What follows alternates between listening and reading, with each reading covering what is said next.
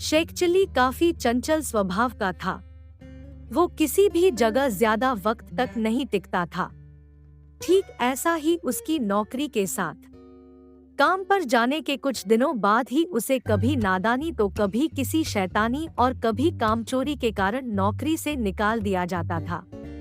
बार बार ऐसा होने पर शेख के मन में हुआ कि इन नौकरियों से मुझे वैसे भी कुछ मिलने वाला नहीं है।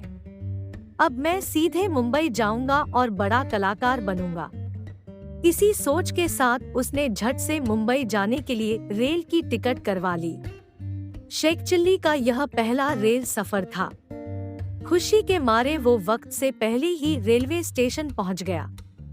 जैसे ही ट्रेन आई तो वो फर्स्ट क्लास की बोगी में जाकर बैठा गया।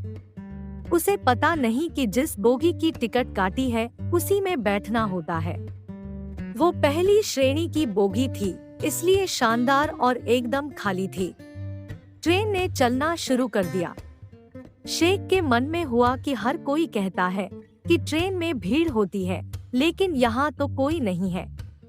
अकेले बैठे कुछ दूर उसने खुद के चंचल मन को संभाल लिया, लेकिन जब काफी देर तक ट्रेन कहीं नहीं रुकी और न कोई बोगी में आया तो वो परेशान होने लगा। उसने सोचा था कि बस की तरह ही कुछ देर बाद ट्रेन भी रुक जाएगी और फिर बाहर टला आऊंगा। बदकिस्मती से न कोई स्टेशन आया और न ऐसा हुआ। अकेले सफर करते करते शेख ऊब गया। वो इतना परेशान हो गया था कि बस की तरह ही रेलगाड़ी में भी इसे रोको कहकर चिल्लाने लगा। काफी देर तक शोर मचाने के बाद भी जब रेल नहीं रुकी तो वो मुंह बनाकर बैठ गया। काफी देर इंतजार करने के बाद एक स्टेशन पर ट्रेन रुक गई। शेख फुर्ती से उठा और ट्रेन के बाहर झांकने लगा। तभी उसकी नजर एक रेल कर्मी पर पड़ी। उसे आवाज देते हुए शेख ने अपने पास आने के लिए कहा। रेल कर्मी शेख के पास गया और पूछा कि क्या हुआ बताओ। शेख ने जवाब में शिकायत करते हुए कहा, यह कैसी ट्रेन है, कब से आवाज दे रहा हूँ लेकिन रुकने का नाम ही नहीं लेती है। यह कोई बस नहीं बल्कि ट्रेन है। हर जगह रुकना इसका काम नहीं है। यह अपनी जगह पर ही रुकेगी।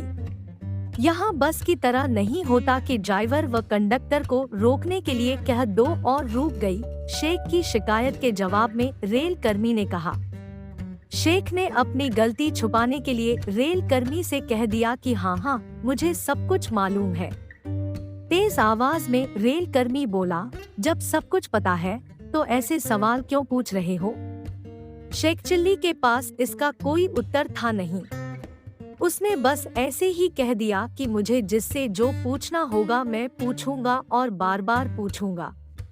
गुस्से में रेल कर्मी ने शेख चिल्ली को नॉनसेंस कहते हुए आगे बढ़ गया। शेख को पूरा शब्द तो समझ नहीं आया, वो बस नून ही समझ पाया था।